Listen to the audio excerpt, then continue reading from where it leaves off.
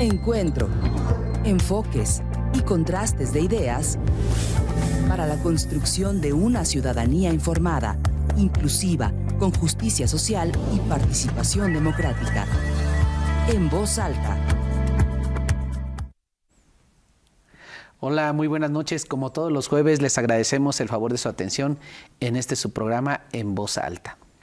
Esta noche queremos platicar de dos temas, principalmente creo que ocupan la agenda nacional de nuestro país y que son de relevancia por el impacto político primero que va a tener uno y desde luego también el impacto socioeconómico que va a tener otro.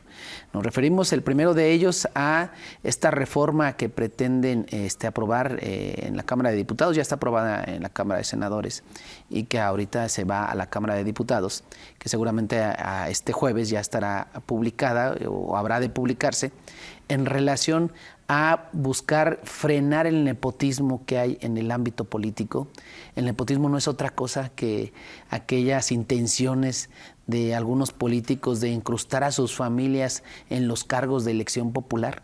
Estos cargos que de repente que algo han de tener de bonito, que mucha gente se interesa en seguir y si no siguen a través de sus familias, de sus parejas, de sus hijos.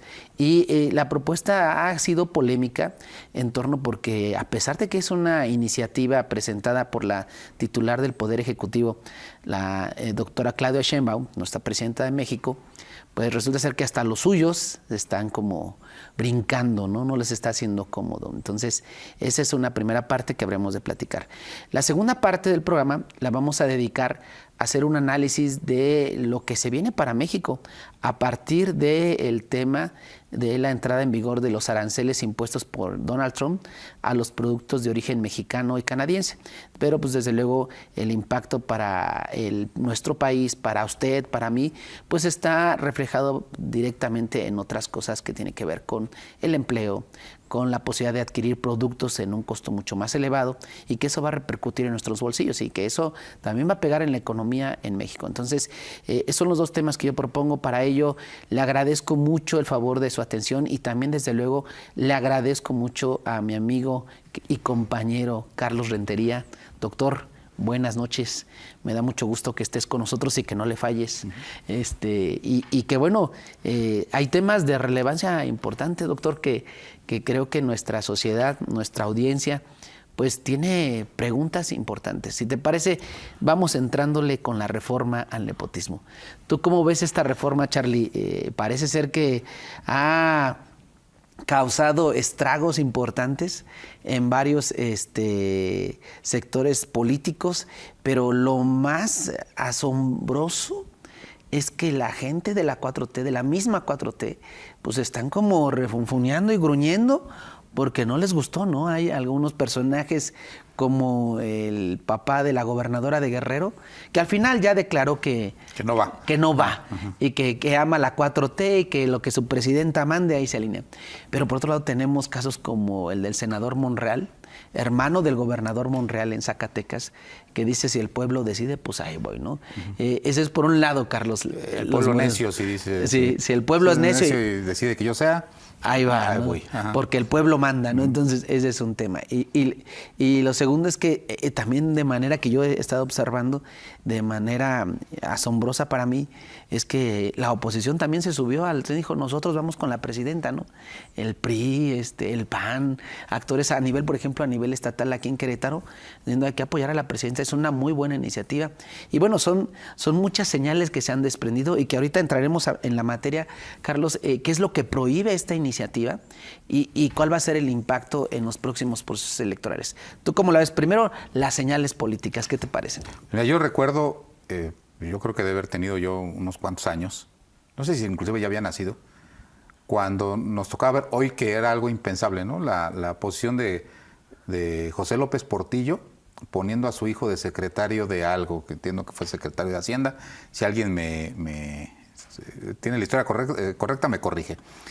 Y que lo llamó el orgullo de mi nepotismo, que fue una de las frases que pasó a la historia del sistema político mexicano como una frase como la colina del perro, como voy a defender el peso como un perro. Aquí, por ejemplo, en el estado de Querétaro, hubo un gobernador que también nombró a uno de sus hijos secretario de Estado, que si no más bien me recuerdo fue Camacho Guzmán. Entonces parecería ser que ese asunto del nepotismo venía de un asunto en donde estaba tolerado hasta llegar a esta gran reforma, que es, el nepotismo ha tenido varias etapas. ¿Qué es el nepotismo en términos generales? Pues es tratar de beneficiar a alguien con quien tengas un parentesco directo. Muchos lo interpretan como darle trabajo, pero esa solamente es una forma de nepotismo, ¿eh? O sea, invitar a uno de tus parientes a que tenga trabajo en la dependencia en donde tú trabajas, pues es un tipo de nepotismo, pero también le puedes dar contratos, también puedes tener algunas acciones que terminen beneficiándolo. Que esta propuesta no lo prohíbe. No lo prohíbe. Esa parte. Porque ya está prohibido. O sea, ha habido un avance en el 2017 con la Ley General de Responsabilidades Administrativas. Hubo un gran avance, Arturo, de poner como una prohibición o como una falta grave de los servidores públicos el nepotismo. ¿El famoso conflicto de interés, Charlie? No. Es que el conflicto de interés es algo que es una figura muy interesante, porque parecería ser que el conflicto de interés es que no decidas sobre algo que beneficie a alguien con quien tú tienes cierto grado de afinidad. Pero el conflicto de interés lo que busca es que haya transparencia. O sea, sí lo puedes hacer, pero lo tienes que decir. Okay. Entonces, la ley te dice, si vas a tener que decidir sobre algo que incida sobre alguien con quien tú tengas algún tipo de afinidad, le tienes que informar a tu jefe directo para que tu jefe directo te diga qué es lo que tienes que hacer. O sea, el conflicto de interés es más bien tiende hacia la transparencia, y al momento de la transparencia que tu jefe inmediato te diga, interviene, pero solamente en este sentido. Okay. ¿No? El nepotismo es que yo tenga ciertas facultades y que yo le intente beneficiar a algunas personas con las que tenga afinidad. Lo más tradicional pues son hijos, son esposas, son papás, primos, sobrinos, etcétera, y se van generando los grados, ¿no? De sangre, como le podría llamar, cuando son familiares directos, o políticos, cuando son las parejas de las personas con las que tengo una relación directa de familiar. Entonces se prohíbe en el 2017 en la Ley General de Responsabilidades Administrativas, se eligieron a los funcionarios públicos, ya no puedes, ¿no? Y no solamente nombrar, sino una cosa que es bien difícil de acreditar en términos de responsabilidad administrativa, que es influir o moverle la cosa para que contraten un familiar. Te voy a poner el ejemplo, ¿no? Tú puedes ser funcionario de la universidad y puedes tener un familiar trabajando en una dependencia en la que tú no eres el jefe. Eso la ley le permite. Lo que no te permitiría es que tú subieras con alguien arriba de la universidad y le pidieras que lo contratara. ¿Sí? Eso no está permitido, pero está muy complicado poderlo acreditar. Pero lo cierto es que en los gobiernos de los estados, en los gobiernos municipales e incluso en el gobierno federal, hay así casos, de que en las dependencias tienes al director general y a su hijo en otra dependencia. En otra dependencia, sí. Y forman parte, o sea, una de las cosas, perdóname Charlie que te interrumpo, pero es una de las principales críticas hacia el Poder Judicial era precisamente eso, que estaba lleno de pura familia, ¿no? Ajá. Entonces, el nepotismo es muy complicado de erradicar, porque al principio pues la ley lo que te dice es, si la dependencia es donde tú estás y tú tienes que nombrar, pues no puedes hacerlo para un familiar directo. Pero y después la ley se modifica y dice, pues tampoco lo puedes hacer si influyes que le den chamba en otro lado, pero ¿cómo lo acreditas? Sí. Tendría alguien que decir, fíjate que sí vino que me lo pidió, y aparte estaría confesando porque diría, y sí me lo pidió, y aparte lo hice. Entonces, es complicado. Y llega y deriva hasta esto, hacia dónde se deformó el nepotismo, ¿sí? Hacia empezar a dejar principalmente a las esposas. ¿Sí? Yo no he visto tanto de papá a hijo, que es muy común, a las esposas y a los hermanos. Sí, claro. Entonces, ¿y cuándo se dio todavía un poco más? Cuando se permitió el tema de la reelección y cuando se avanzó en el tema de equidad de género, Arturo. Porque decían, pues ahora ya me prohíbe a mí ser varón y ser yo el candidato. Pues entonces, ¿a quién dejo? Pues a mi esposa. Claro. Y esto pasaba, fíjese usted, solo por poner un ejemplo, en el caso de Querétaro, en las pasadas elecciones, por ejemplo, yo vi dos municipios, donde vivo en Tequisquiapan, por ejemplo, el alcalde en funciones, aunque no era de un partido político, Acción Nacional, Acción Nacional propone a la hermana del alcalde en funciones, impulsada ahí políticamente también por el hermano, ¿no? En el caso de Tolimán también, la alcaldesa de origen panista también pretendía dejar a su hermano en el espacio de la presidencia municipal. O sea, la verdad es que creo que nuestra clase política, Carlos, se mueve en un grado de cinismo que cree que los ciudadanos pues somos bobos. Acá les dieron una paliza, ¿no? Los ciudadanos pues no apoyaron ese tipo de situaciones y la ley sí lo permitía, o sea, la ley. Pero con esta iniciativa lo que precisamente está proponiendo nuestra querida presidenta es no va a pasar. Si yo soy alcalde de un municipio, no puedo impulsar la carrera política de mi hermano, de mi hermana, de mi hijo, de mi hija, y mucho menos de alguien que tenga una unión de hecho, que es el concepto que me parece muy interesante que le agrega el Senado a esta propuesta, porque la propuesta de nuestra presidenta, Charlie, iba en torno a aquellos que tuvieran una relación de pareja. Relación de pareja. Entonces sustituye este concepto de relación de pareja a unión de hecho, con el argumento de que no necesariamente eran las concubinas, sino una unión de hecho puede ser pues alguna amiga que quieras mucho, algún amigo que quieras mucho, esas cosas. Entonces, eso me parece una aportación muy importante del Senado, ¿no? De que esto ya no va a pasar, digamos, al menos en la ley.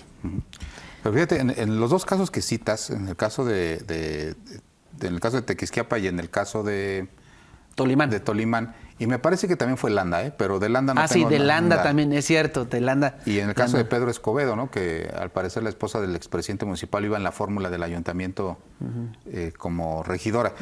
Pero sí tengo presente el caso de Tequisquiapa y el caso de Tolimán, en donde los hermanos sacan más votos que los hermanos electos.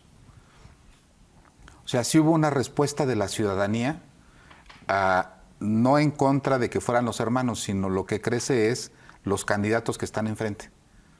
¿Me explico? ¿no? Ya te entendí. O sea, el presidente electo, el presidente en funciones de Tequisquiapan, ganaba con cerca de 7,500 votos. Y la hermana sacó más. Y la hermana sacó cerca de 14. Entonces, entonces sí hubo un incremento de la votación. No alcanzó porque el que ganó, pues se fue hasta cerca de 21. Entonces, me parece que fue más bien la respuesta al proceso electoral y a la ola de Morena. En el caso de Tolimán, igual. La presidenta saca determinado número de votos, el hermano supera, pero aún así el que gana se dispara en la votación. Pero se interpreta como que hubo un rechazo de la ciudadanía de Querétaro al tema de dejar a algún familiar. Fíjate que yo lo leí así, Carlos, O sea, lleva razón. Yo creo que en el caso de Tequisquiapan, la ola de Morena fue abrumadora y aparte Morena tenía un buen candidato, ¿no? El actual alcalde de Tequisquiapan, joven y muy buenas propuestas y demás, versus una compañera que ya traía un antecedente familiar y político ya demasiado, en mi juicio, pues yo vivo en ese pueblo, pues ya demasiado desgastado en ese ámbito. Pero yo la lectura que le daba sí era una cuestión de carácter de voto de castigo por ser hermanos. No, en ambos casos elevaron bastante la votación con relación a sus hermanos. Entonces me parece que ahí el fenómeno se puede explicar en otro sentido.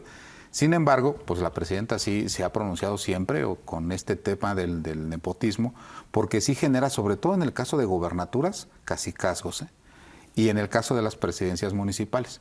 No es muy común en Querétaro, pero seguramente debe haber algunos estados, como el caso de Zacatecas, en donde sí literalmente puede ser aberrante que una familia coopte las estructuras de poder. Y van a decir, como dijo el senador Monreal, ¿no? Que dice, bueno, si la gente quiere. La realidad es que las estructuras de poder que se pueden construir desde una gubernatura hacia una sociedad, prácticamente la sociedad no tiene defensas para poderlo hacer. Entonces, si son 3 o 4 o 5 hermanos, y estaba la hija de Monreal en la Ciudad de México, por ejemplo, ¿no? Entonces ya no solamente ya no cabemos en Zacatecas, hay que expandirnos. Y cuando, por ejemplo, el mismísimo jefe del clan Monreal, Ricardo, ya no cabe en Zacatecas, ¿hacia dónde se fue?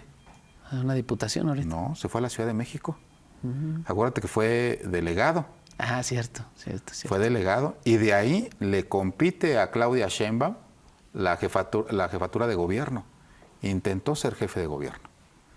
Claro. No lo consigue, lo mandan entiendo que en ese entonces fue al Senado de la República y pues ahí tuvo su cuota, después compitió para el tema de la presidencia municipal, pero la corriente de los Monreal siguió en el estado de Zacatecas. Y a la hija la lleva a la Ciudad de México y compite por una delegación. Entonces parecería ser que empieza a crecer este tema generacionalmente, ¿no? Entonces, yo creo que la medida está muy bien, mal por haberla llevado hasta el 2027. Hasta el 2030. ¿No? Y es ahora donde quiero platicar contigo en esta parte. Fíjense que la propuesta que modifica en realidad 1, 2, 3, 4, 5, 6 artículos de la Constitución Política de México, que modifica el artículo 55, el 59, el 82, el 115, el 116 y el 122, que son artículos relacionados con la idoneidad, con los requisitos para ser elegible, traduciéndolo en este sentido, y que de alguna otra forma pues empezó a atorarse la propuesta, ¿no? ¿Por qué? Pues porque, como bien lo menciona Carlos, ya en nuestra clase política, en nuestros gobiernos, en los partidos, están enquistadas demasiadas familias que vieron afectados estos intereses, y desde luego que esta situación pues llevó a ciertos frenos. Entonces, la propuesta inicial era que a partir del próximo proceso electoral, es decir, en el 2027, que es cuando hay elecciones, se aplicara estas dos. Por una parte, el nepotismo electoral, que ya Carlos nos explicó perfectamente bien. Y lo segundo era el tema de la no reelección, que esa sí iba para el 2030. ¿Qué quiere decir? Si ahorita está un diputado local, un diputado federal, un presidente municipal, una presidenta municipal, una gobernadora, un gobernador, bueno, las gobernadoras no, pero en el caso de los senadores, pues pudiesen haberse reelegido. La verdad es que la propuesta era que no, hasta el 2030, otra vez la no reelección, que es el otro punto de la iniciativa, pues era la idea, ¿no? Que no se reeligieran. Entonces, la gente que usted ahorita la gobierna, se puede reelegir en este proceso electoral. ¿Cómo va? Hay que esperar a la publicación.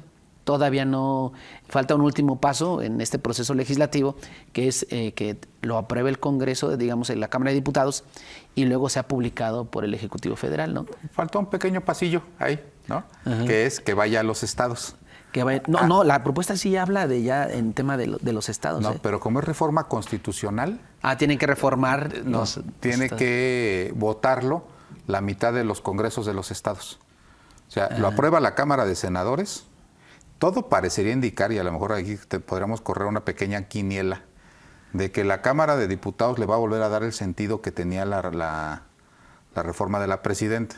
A 27. A 27. Al 27. Y si eso sucediera, cierto, se va a ver algo bien interesante, porque pues regresa al Senado. ¿Otra vez? Otra vez, pues les corrigen la plana, ¿no? Uh-huh. Porque bueno, acá dicen al 27 y hacen una nueva minuta, bueno, y la regresan al Senado.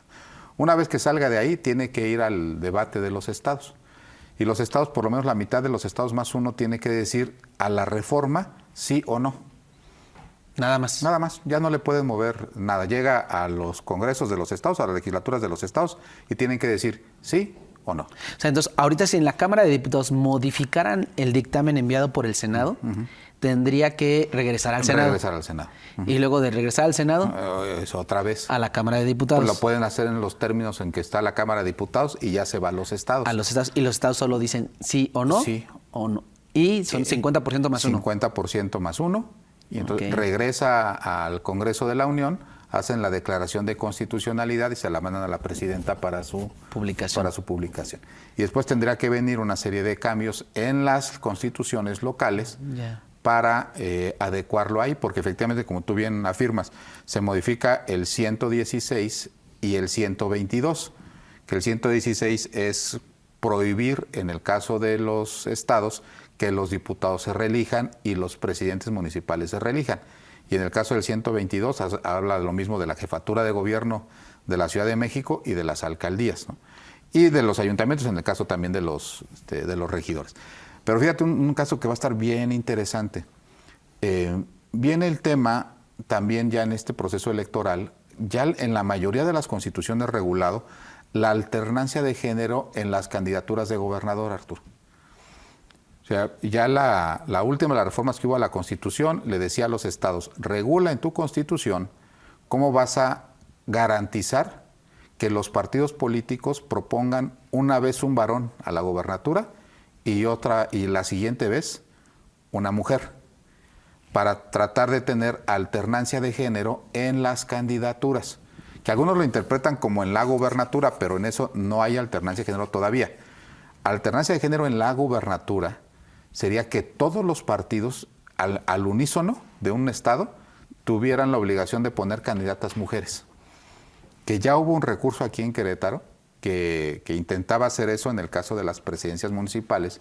En el caso de las 5 presidencias municipales, Arturo, que nunca han tenido una presidenta municipal mujer.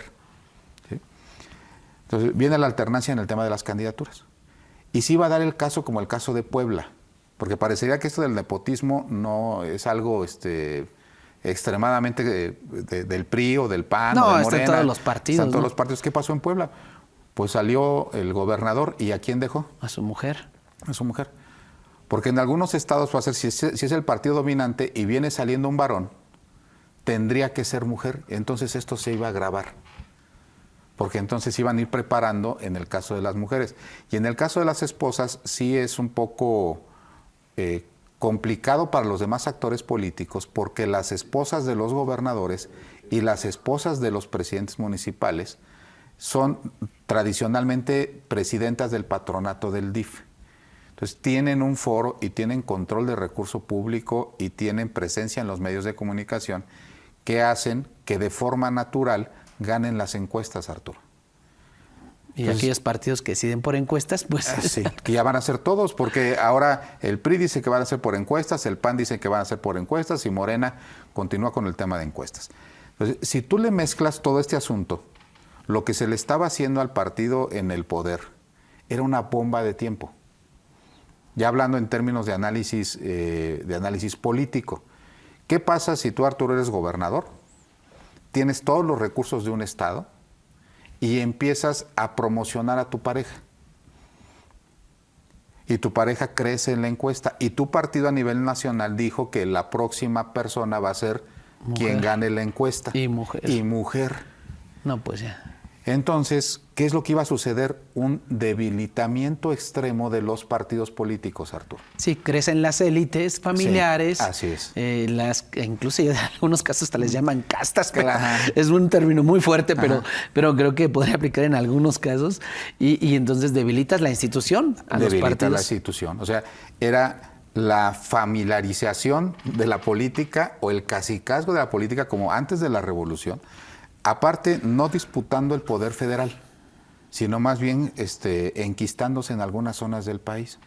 Entonces, tú fortaleces a tu esposa, le pones los medios y al final le dices a tu partido, ¿qué crees?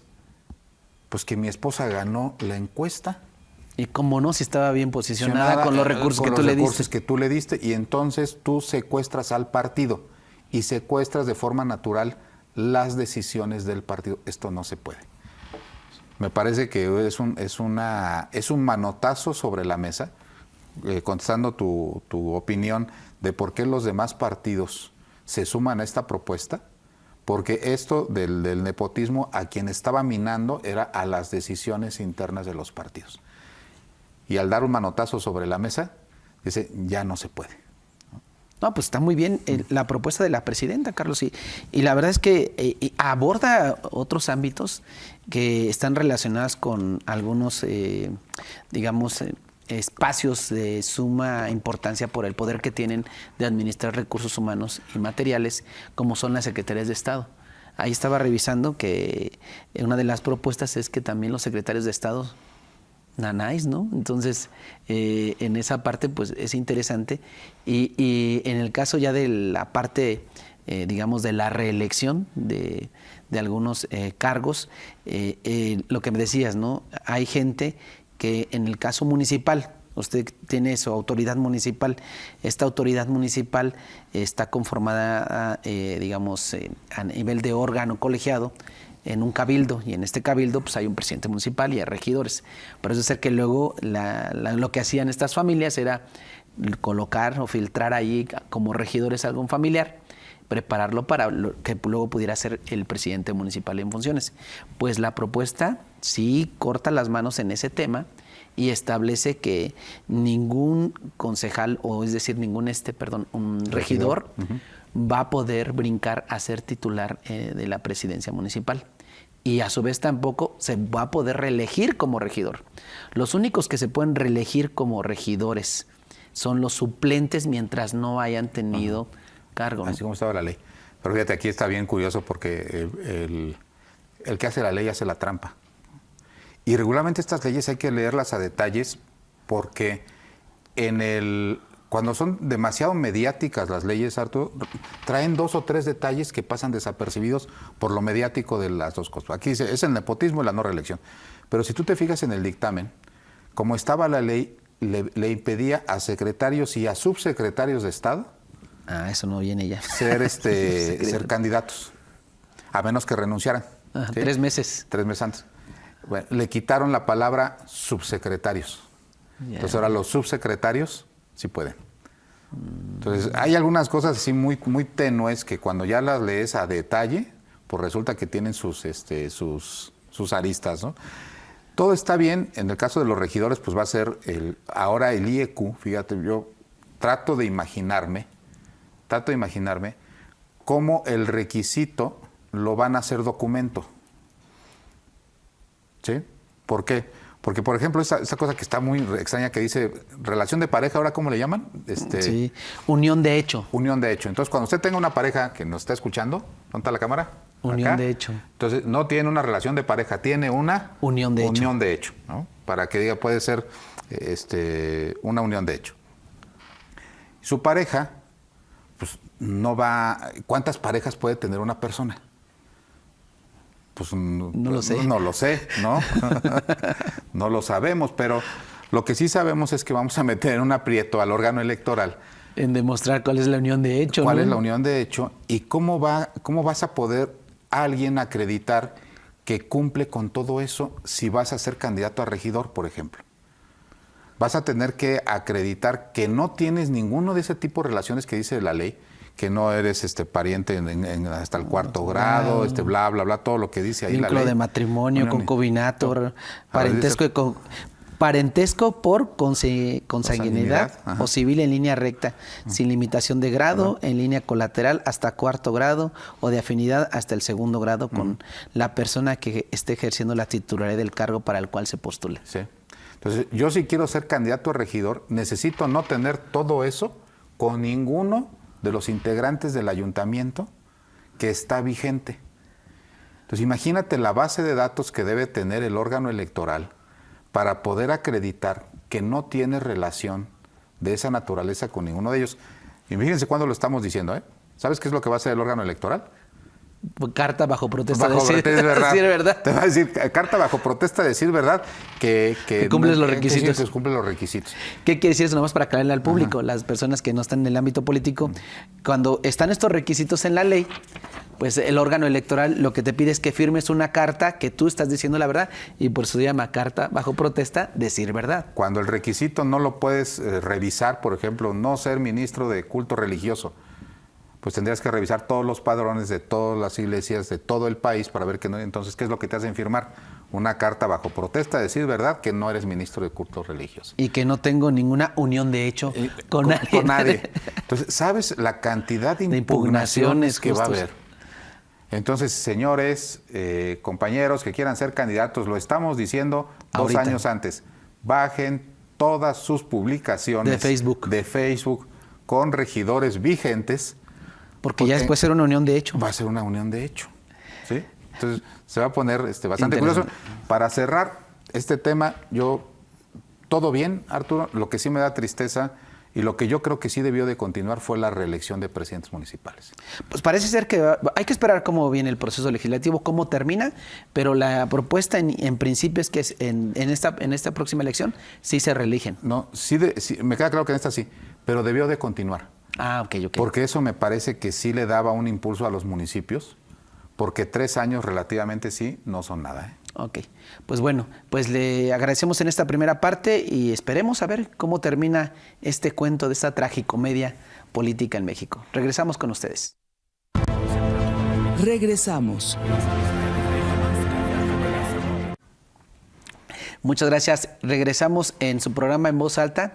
Hemos hecho un primer análisis de esta propuesta de reforma de nepotismo y no reelección presentada por nuestra presidenta Claudia Sheinbaum. Y en esta segunda parte del programa quisiéramos abordar el tema de los aranceles impuestos por el gobierno de los Estados Unidos de América o de Norteamérica en relación a los aranceles que se le van a imponer a los productos de origen mexicano. Hay una primera reacción ya del gobierno federal en México. Lo primero que ha, digamos, desplegado como narrativa en nuestro país es la presidenta de que tenemos que guardar la calma y que habrá que esperar una serie de anuncios que se harán este próximo domingo en la plaza pública.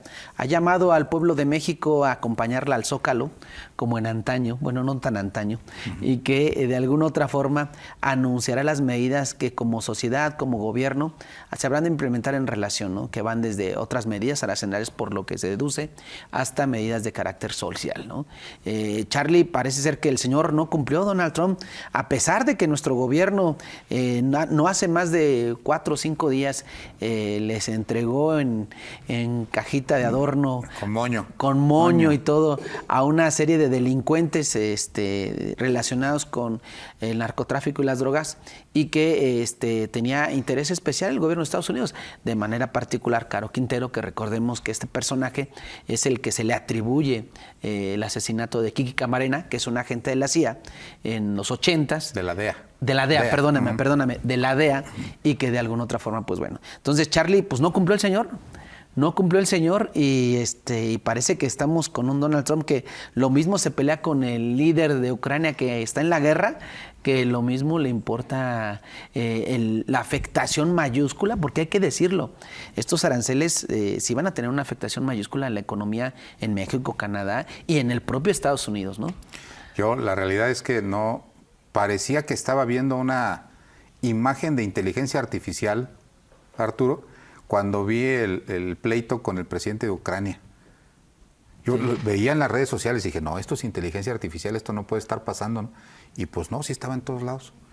Entonces la realidad desnudó un Donald Trump que creíamos que era pose, y pues no, realmente no. Esa escena con el presidente de Ucrania, en donde le dice, no eres agradecido con el pueblo de Estados Unidos y estás poniendo en riesgo la tercera guerra mundial. Y eres imprudente y que lo señala y que deja que su asesor de no sé, estaba su vicepresidente le dice, yo no veo que le estés agradeciendo al pueblo y los 3.300 billones de pesos y de dólares en general.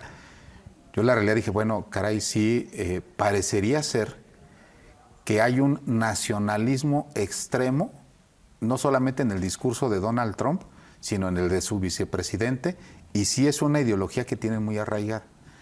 Y este nacionalismo, hay ocasiones en las que se traslada al ámbito económico.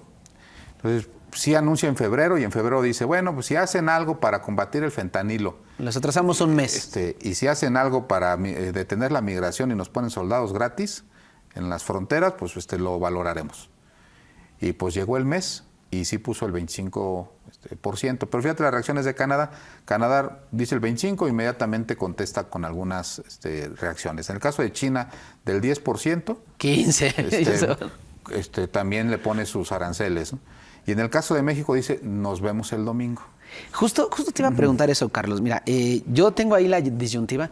La verdad es que, viéndolo de manera objetiva, estar al frente del gobierno no es una tarea fácil, y todo discurso, toda declaración que realice nuestra presidenta tiene impacto en varios sectores, sobre todo en el ámbito del mercado, en el ámbito económico. Entonces yo decía, qué bueno que guardó prudencia y no salió a rebotar ahí, y yo lo leo como universitario, como ciudadano de a pie. Digo, está bien que la presidenta tenga calma y que no dé un paso en falso que pueda tener un impacto muy volátil en el mercado, ¿no? Pero hay especialistas como tu caso o algunos otros que dicen, no, tuvimos que anunciar la medida porque eso genera especulación en el mercado y se crea una burbuja, ¿no?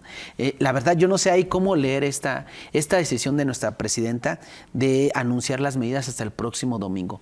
Yo la leí en un principio como una propuesta muy, pero muy mesurada y muy atinada para no dar pasos en falso y no tener mayores repercusiones en el mercado. Pero parece ser que esta especulación está generando otros problemas.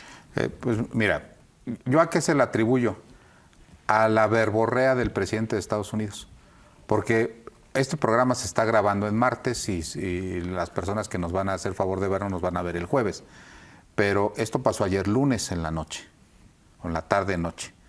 Hoy yo creo que a la hora en la que la presidenta dio la mañanera, ni ella ni nadie tenía con precisión cuáles son lo que nosotros conoceríamos aquí como las entrañas del asunto. ¿Qué productos son todos?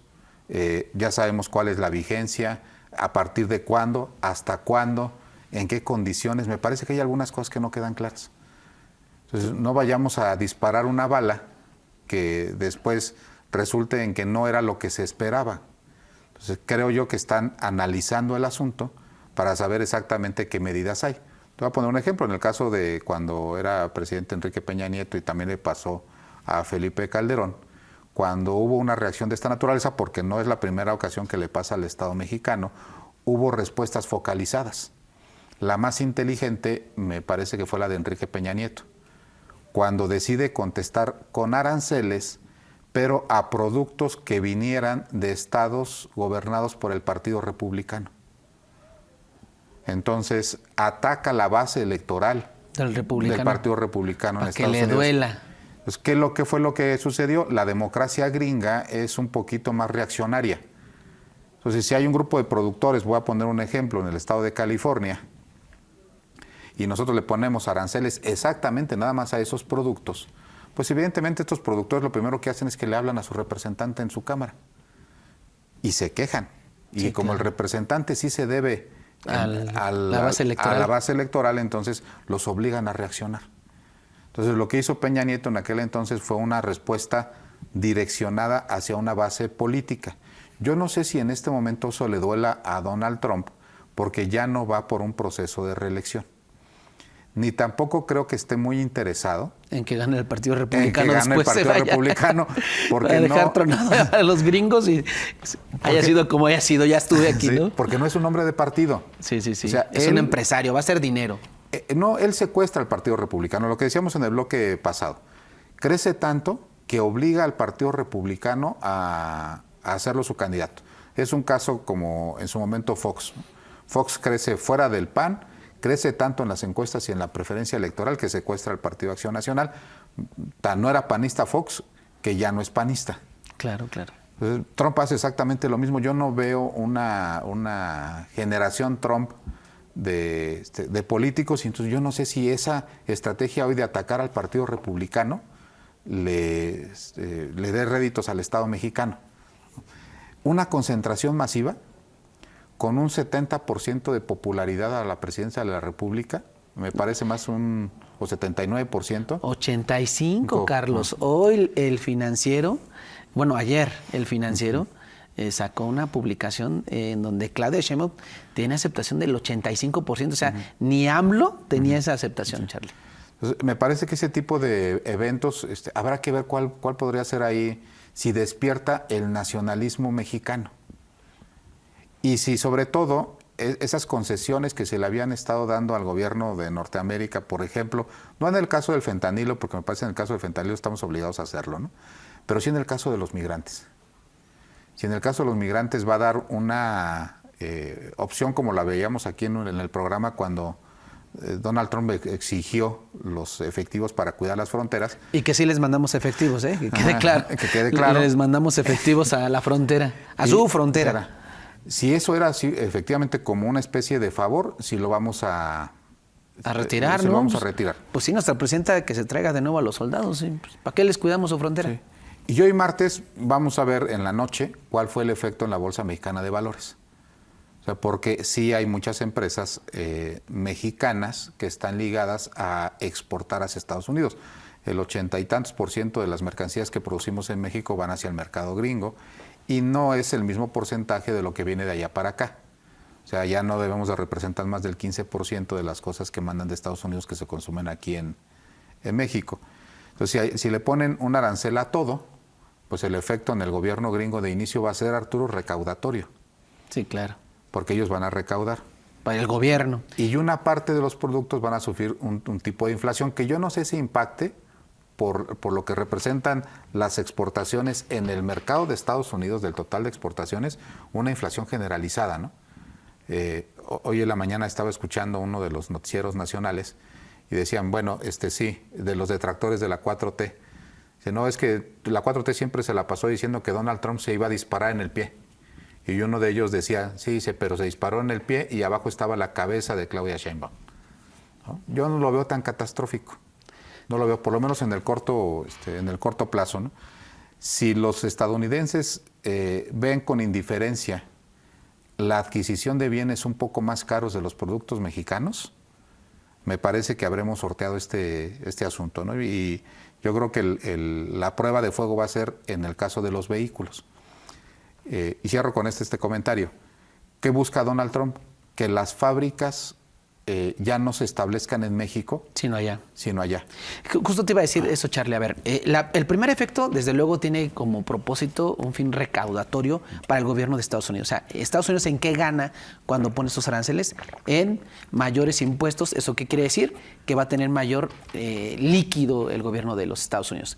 Y también hay otro objetivo que han desplegado mucho, que es generar que las empresas que están en México o otras empresas se establezcan en Estados Unidos, cosa que me parece contradictoria, porque que vengan empresas a México no es porque nos quieran dar trabajo y queramos elevar el desarrollo industrial de este país, es porque nuestra mano de obra es muy competitiva. Nuestra mano de obra es más barata que la mano de obra en Estados Unidos. Y en Estados Unidos también el promedio del americano en general ya no recurre a trabajar en temas como la industria manufacturera, por ejemplo. Ellos están ya trabajando en la industria de los servicios. Entonces, yo no veo cómo esto va a tener un impacto positivo en este otro objetivo. En el primero me queda claro, van a tener mayores recursos los gringos en su gobierno, mayor dinero, mayor flujo. Pero en el caso de generar que este efecto a largo o a mediano plazo traslade empresas a Estados Unidos para generar más empleos para los estadounidenses, yo no sé si esos son los empleos que quieran los estadounidenses. Y yo no sé si esos, y por eso yo digo que sí, pues no sé si esté Claudia abajo o no, pero yo creo que sí, esa decisión no la veo con un propósito de este proteccionismo nacionalista de la economía, porque pues la gente en Estados Unidos está más apegada a una industria que es la de los servicios, ¿no? Pero imagínate, ¿cuánto tiempo tarda? Vamos a poner un ejemplo de una fábrica General Motors, en irse de México y ponerse en Estados Unidos. En Detroit, para que se vuelva a activar. Para que se vuelva a activar. Pues seguramente no va a ser un año, seguramente no van a ser 2 años, seguramente van a ser 3 años. ¿Y qué pasa si Donald Trump sale de la presidencia de la República? Pues esos aranceles se van. ¿Y si algún día cancelan los aranceles? Por eso te digo, se van los aranceles, casi seguro. Entonces, me parece que es tan aleatorio el asunto que dicen, bueno, ¿cómo puedo mover yo los capitales de un país a otro con ese nivel de incertidumbre? Porque precisamente me salí de Estados Unidos por una política gringa, por cierto, y perdón por la palabra gringa, pero es gringa, en donde se creía que el modelo económico se tenía que trasladar a donde salieran las partes y el proceso más económico, no más caro. Entonces, por eso fueron a China y por eso se vinieron a México, porque teníamos mano de obra competitiva que tiene 2 componentes, desde luego la calidad y desde luego el precio de la mano de obra. Claro. Y eso fue una política estadounidense, en donde dicen, bueno, estas unidades de producción las tengo que mandar fuera para que me regresen vehículos más baratos. ¿Sí? Y entonces poder beneficiar a sus consumidores. Entonces, ahora parecería que es lo contrario. Es que sean más caros en 2 sentidos. Uno, o le pongo un arancel del 25% a vehículos que vengan de México, o los produzco en Estados Unidos más caros.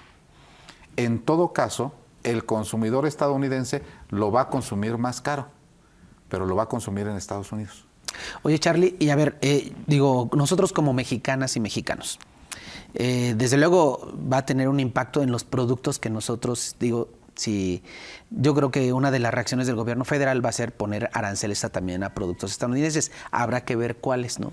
Seguramente si nosotros consumimos muchos productos de los gringos, pues igual nos va a pegar eso también si nuestro gobierno pone aranceles para los gringos.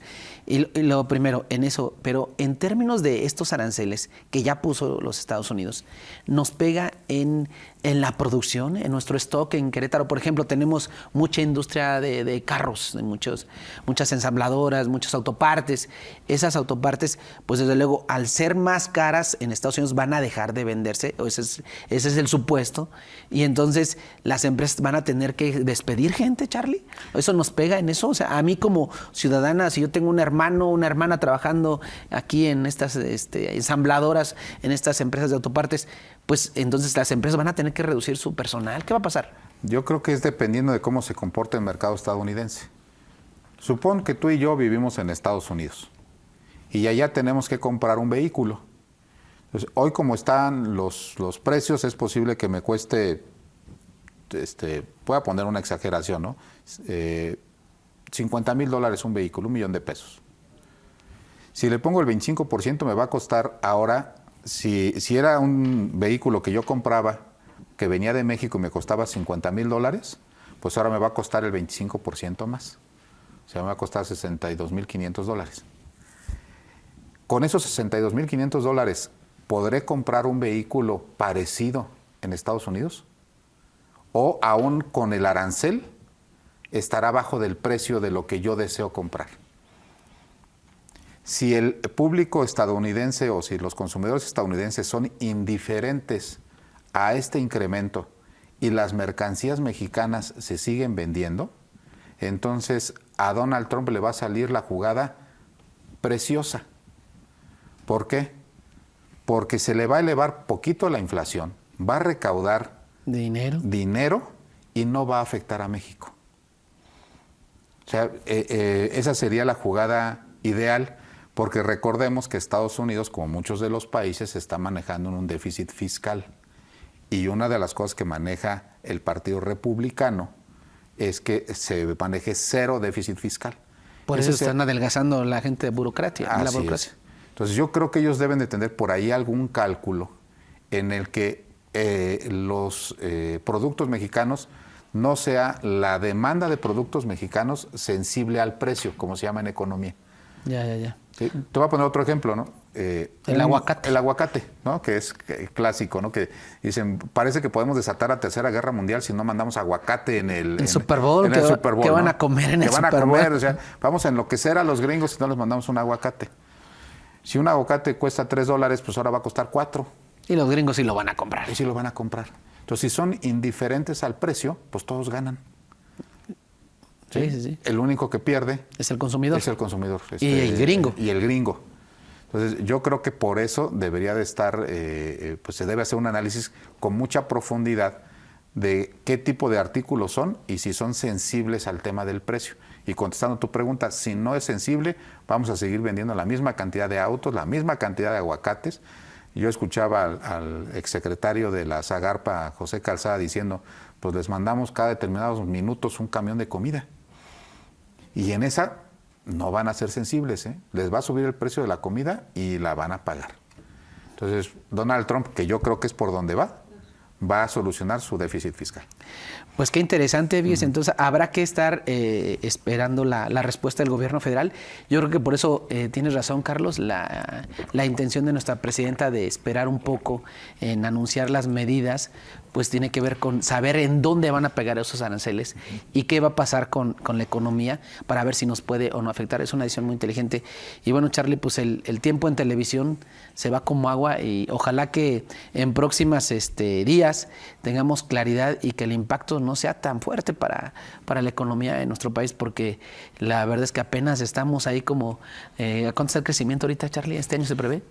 El 1.2, 1.7, pero cierro con esto, la 4T con Andrés Manuel era, ¿te acuerdas contra qué se peleaba? Contra la mafia en el poder. Y luego fueron contra los conservadores. Y luego fue contra el Poder Judicial. ¿Qué le faltaba a la 4T? Un enemigo contra el cual pelear. Y externo. Para externo y para hacer concentraciones en el Zócalo.